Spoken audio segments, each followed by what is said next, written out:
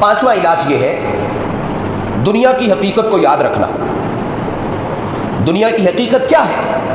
रसूल पाक सल्लल्लाहु अलैहि वसल्लम ने फरमाया कि दुनिया की हकीकत ऐसे ही है कि जैसे एक जगह पर जो है वो बकरी का मुर्दा बच्चा पड़ा हुआ हो, जिस तरह उसकी कोई वक़्त उसके मालिक के हाथ नहीं है, बिल्कुल इसी तरह इस दुनिया की वक़्त अल्लाह के नज़दीक भी नहीं है।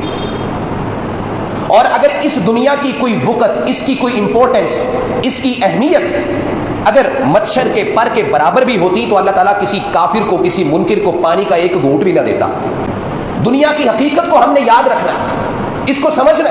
सूरह अश-शुअरा में फरमाया अल्लाह रब्बुल इज्जत ने कि देखो अगर हम इन्हें बरसों ऐश करने की मोहलत दे दें और आखिरत की जिंदगी को भूल जाए और फिर उन पर वो वक़्त आ जाए जिनका उनसे वादा किया जाता था, तो उनका वो सारा सामान्य ऐशो इशरत उनके किसी काम नहीं आएगा।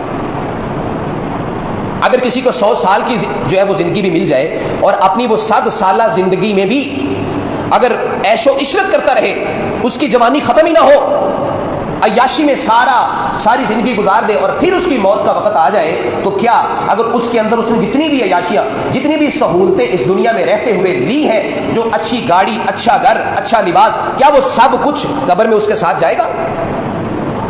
अपने आप को यही बात समझानी है कि ये दुनिया की हकीकत सिर्फ इतनी सी है। दुनिया की हकीकत इतनी ज्यादा नहीं है कि इसमें इतना दिल लगा के बैठ जाए कि हलाल और हराम की तमीज ही भूल जाए, हराम माल को हलाल समझ के खाते रहें। दुनिया की तमीज करना है, इसकी हकीकत को समझना है। जब हम दुनिया की हकीकत समझ लेंगे तो इंशाअल्लाह दिलों का जंग उतरना शुरू हो जाएगा, लगे ताले खुलना शुरू हो जाएंगे।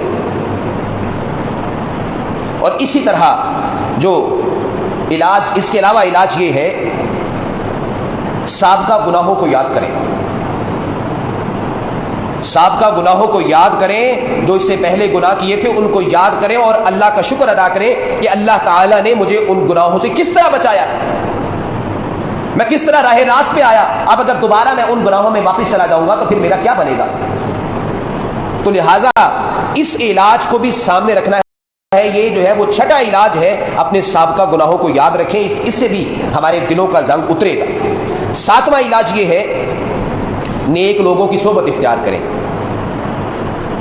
नेक लोगों के पास बैठें, उनकी जो है वो मुसाहबत इख्तियार करें। उनके पास जब बैठेंगे, उनकी बातें सुनेंगे, उसका असर जरूर हमारे ऊपर होगा।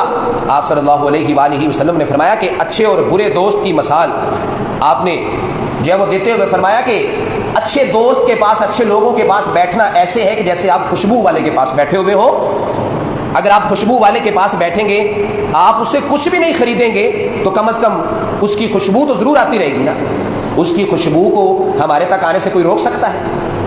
ऐसे ही आपने मिसाल दी कि ये नेक लोगों की सोबत इख्तियार करना इतना फायदेमंद है। और अगर बुरे लोगों के पास बैठेंगे तो फिर जो बुरे लोग कर रहे हैं उसकी मिसाल आपने इस तरह दी कि अगर एक जो है वो बत्ती जलाने वाला है, बत्ती जलाते जलाते आप उसके पास बैठ जाएं, या तो कोई ना कोई चिंगारी उड़ के आपके कपड़े जला देगी, या कम से कम उसकी स्मेल तुम्हारे नाक तक जरूर आती रहेगी, इसको कोई नहीं रोक सकता। ये आपने फरमाया कि बुरे लोगों की सोबत की मिसाल है। तो लिहाजा जब हम नेक लोगों के पास बैठेंगे, उनकी सोबत इख्तियार करेंगे, उनकी खुशबू हमारे तक जरूर पहुंचेगी और ये भी इंशाअल्लाह हमारे दिलों का जंग उतारने में अहम किरदार अदा करेगी। हमारे दिलों पे लगे ताले इससे खुलेंगे। आठवां इलाज ये है, सीरत और ज़ुहद पर लिखी गई किताबों का मुताला करना। बुक रीडिंग तो आजकल वैसे खत्म हो चुकी है। आजकल का दौर सोशल मीडिया का दौर है।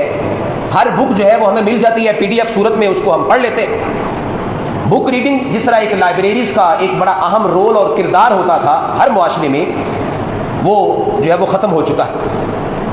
अब उनकी तरफ कोई कम ही रुख करता है। हाँ, किताबों से मोहब्बत करने वाले लोग अब भी मौजूद हैं, लेकिन उनकी तादाद में काफी असर पड़ा है।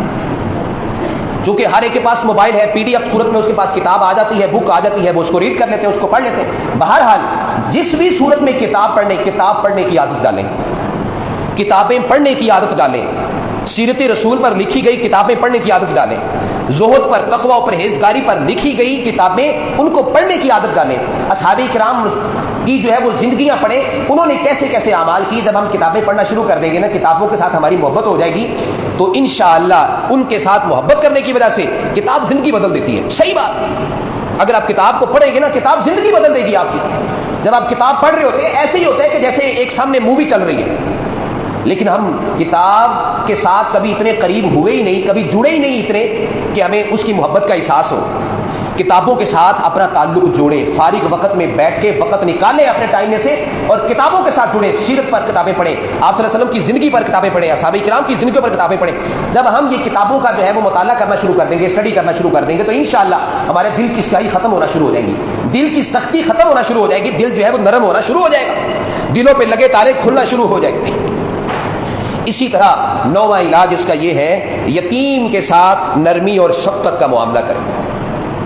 اگر ہم یہ چاہتے ہیں نا ہماری ضرورتیں پوری ہو جائیں، ہماری ضرورتیں بھی پوری ہو جائیں اور ہمارا دل بھی نرم ہو جائے، تو رسول پاک صلی اللہ علیہ وسلم نے فرمایا کہ یتیم کے سر پہ ہاتھ رکھا کرو، اس کے ساتھ شفقت کیا کرو، اس کی ضرورتوں کا خیال رکھو. جو کچھ بھی اللہ تعالیٰ نے دیا ہے اسی مال میں سے اس کی جو ہے وہ ضرورتیں پوری کرنے کی کوشش کرو، اس کا بھی خیال رکھو. جب ہم اس کی مصیبتیں، اس کی پریشانیاں دور کرنے کی کوشش کریں گے، اس کا سہارا بننے کی کوشش کریں گے، یتیموں کا، بیواؤں کا، مسکینوں کا، تو انشاءاللہ یہ حدیث ہے، جو بات ہمارے پیارے نبی نے فرما دی ہے وہ جھوٹ تو نہیں ہو سکتی. آپ نے فرمایا کہ اس کی ضرورتیں بھی پوری ہونا شروع ہو جائیں گی اور دلوں پہ لگا زنگ بھی اترنا شروع ہو جائے گا، دلوں کی سختی بھی دور ہونا شروع ہو جائیں گی، دل نرم ہو جائیں گے. میرے بھائیو دوستو، یہ 9 طرح کا علاج میں نے آپ کے سامنے رکھا ہے کہ اگر دلوں کو تالا لگ جائے، دل سخت ہو جائے، لاکڈ دل، اس کی جو ہے وہ کیفیت کیا ہوتی ہے کہ جب کوئی نصیحت اس پر عمل نہیں کر رہی ہوتی، کوئی نصیحت کارگر نہیں ہو رہی ہوتی، بڑی بواز سنتا ہے، نصیحتیں سنتا ہے، کوئی اس پہ چیز اثر ہی نہیں کرتی. اس کی وجہ یہی ہوتی ہے کہ دلوں کو تالا لگ چکا ہے، دل اتنا سیاہ ہو چکا ہے، سیاہ کاریوں سے، برے اعمال سے، خطا کاروں سے، اتنی زیادہ خطاؤں سے وہ دل سیاہ ہو چکا ہے. جب سیاہ ہو جاتا ہے دل تو لاکڈ ہو جاتا ہے، لاکڈ دل، اس کی کیفیت پھر اس پر کوئی چیز اثر نہیں کرتی. تو یہ 9 طرح کا علاج میں نے آپ کے سامنے رکھا ہے. اس کے علاوہ اور بھی بہت ساری چیزیں ہیں، لیکن اگر ہم ان کو بھی تندہی سے، اخلاص سے، پوری نیت سے اس پر عمل کرنا شروع کر دیں گے تو انشاءاللہ گارنٹی سے میں یہ بات کہتا ہوں کہ ہمارے دل نرم بھی ہو جائیں گے، ہمارے دلوں کی سختیاں بھی دور ہوں گی، ہمارے دلوں پہ لگے تالے بھی ختم ہو جائیں گے، دلوں کی سیاہی بھی ختم ہو جائے گی اور انشاءاللہ ہم نارمل لائف میں واپس آ جائیں گے.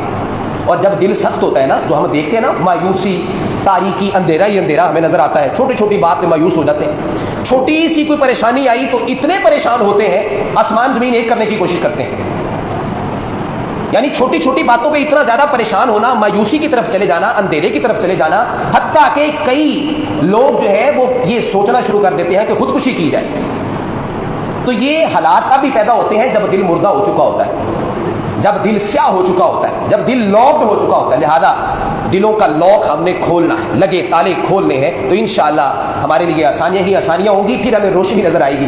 زندگی گزارنے کا مزہ تو تب ہی آتا ہے، صحیح بات ہے، زندگی گزارنے کا مزہ ہی نہیں آتا اس وقت تک جب تک ہم اللہ اور اس کے رسول کی اطاعت میں زندگی نہ گزارنا شروع کر دیں. اگر ہم صرف دنیا کے پیچھے لگے رہیں گے، دنیا کا مال و متاع جمع کرنے کی کوشش میں ہی لگے رہیں گے اور اپنی آخرت کو بھول جائیں گے، اپنی دنیا میں آنے کا مقصد بھول جائیں گے، تو یاد رکھنا خوشی نہیں ملنے والی، اطمینان نہیں ملنے والا، رات کو سکون کی نیند نہیں آنے والی.